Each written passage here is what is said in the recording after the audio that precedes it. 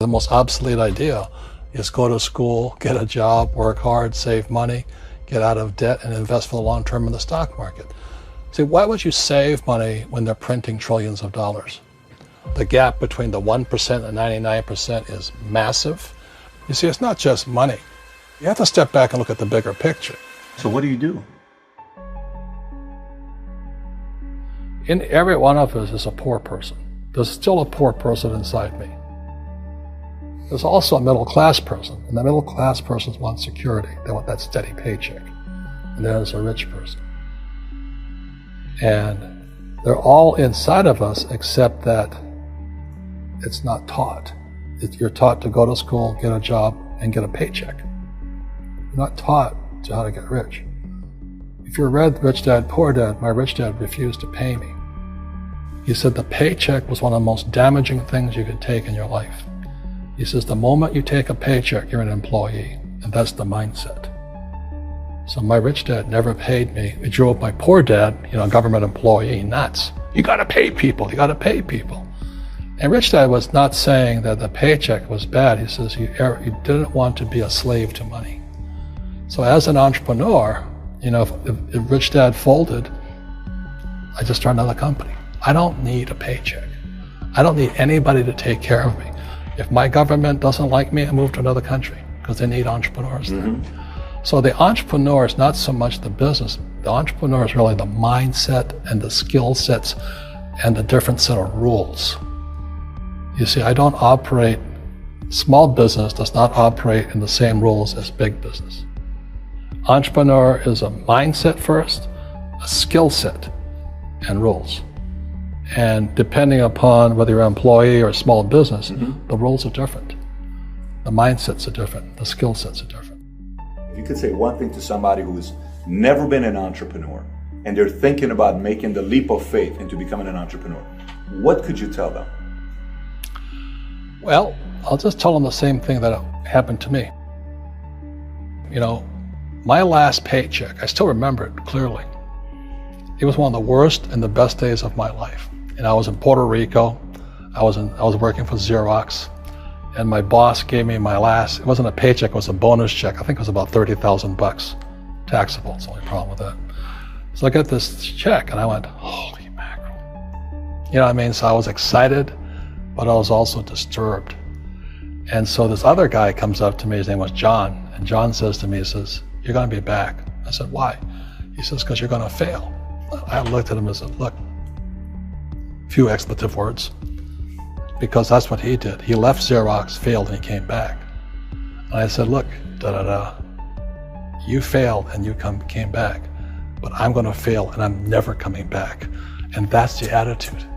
Do you know what I mean? If you say, "Well, if I fail, I'll go back to mommy and daddy," then that's what you'll do. So if you fail, that's when I became an entrepreneur, because I had no money. I had no money for years. I didn't have a paycheck. But that's what my rich dad encouraged me to do. He says, when you don't have this paycheck, you get hungrier, smarter, and it's a test of your character. Will you become a crook? Will you become dishonest? Will you cheat and steal? Or will you become a better human being? So really, that's the benefit of becoming an entrepreneur, is you really find out who you are when you don't have anything. So you always have to look at the big picture. Too many people look at, well, what's going to happen to me? When you look at the big picture, you're also going to know that when something bad happens, something good's going to happen. But you got to prepare for whatever is coming.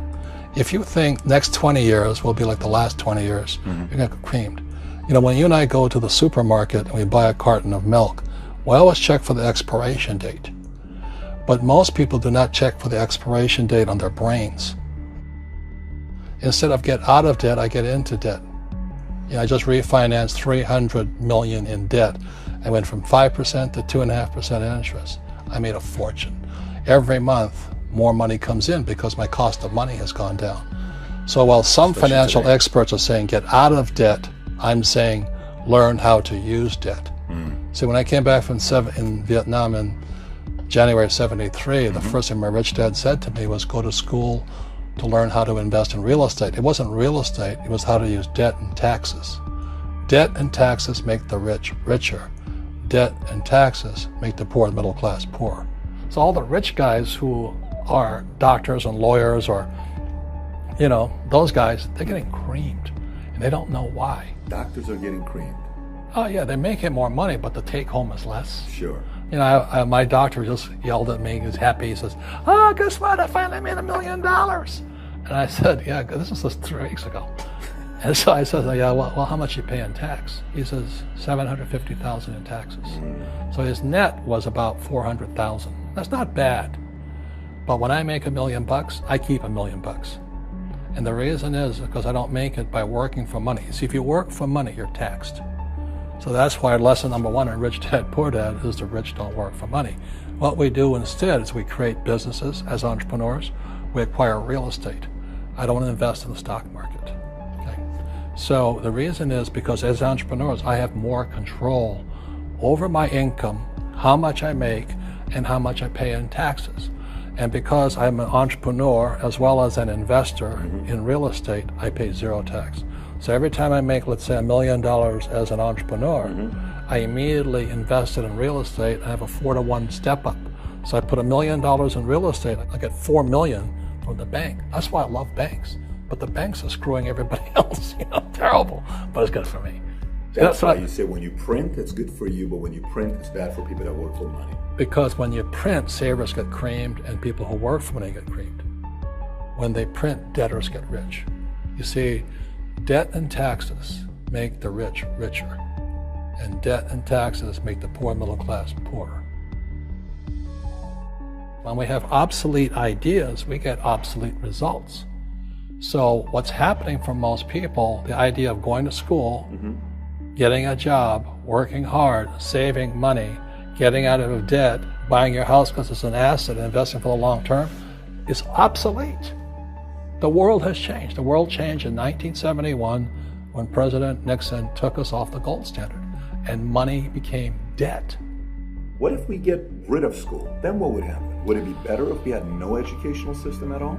No, I'm saying education is more important before. It's just obsolete. There's Moore's Law which states information doubles every 18 months. In other words, everything's obsolete 18 months. So, and this is just a recent phenomenon. So when you come out of school, you're already obsolete. And that's why I'm the old guy, I meet my friends who went to Harvard. Say, I went to Harvard. I said, yeah, that was how long, 50 years ago?